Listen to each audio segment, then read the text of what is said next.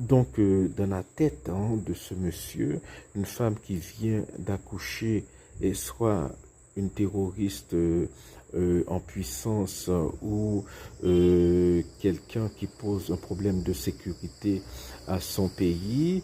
Euh, D'ailleurs, un très beau pays. C'est dommage que ce pays-là ait à sa tête un homme au comportement vil, infâme et bas. Et alors, ce qui m'étonne, c'est que les évêques dominicains, voilà, bon, ils ne disent rien, c'est le silence.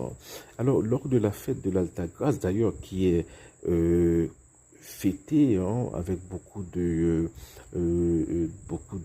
ferveur, tant en Haïti qu'en République dominicaine, j'avais entendu un évêque dominicain dénoncer les inhumanités commises envers les Haïtiens, mais depuis, j'ai pas vu un évêque dominicain monter au créneau pour dénoncer les exactions morales de ce monsieur.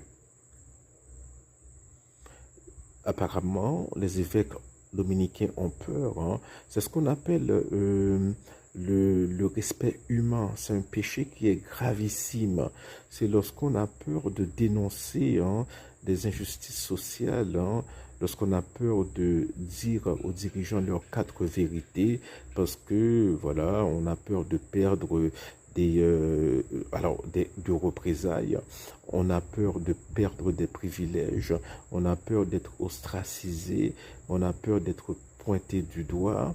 Voilà, donc peut-être que j'ai loupé quelque chose, mais j'ai jamais entendu un évêque ou la conférence épiscopale des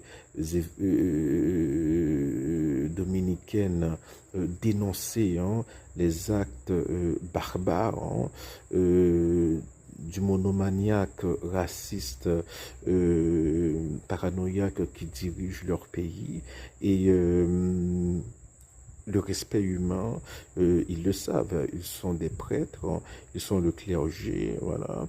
Ils ont lu le catéchisme de l'Église catholique, ils savent que c'est gravissime, ils savent que leur silence, c'est un silence complice, voilà. Ils ne disent rien et ils connaissent aussi le caractère exigeant du christianisme.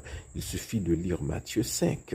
Voilà, toute l'éthique chrétienne se trouve dans Matthieu 5. Donc, yokon qui Jean Magal a payé.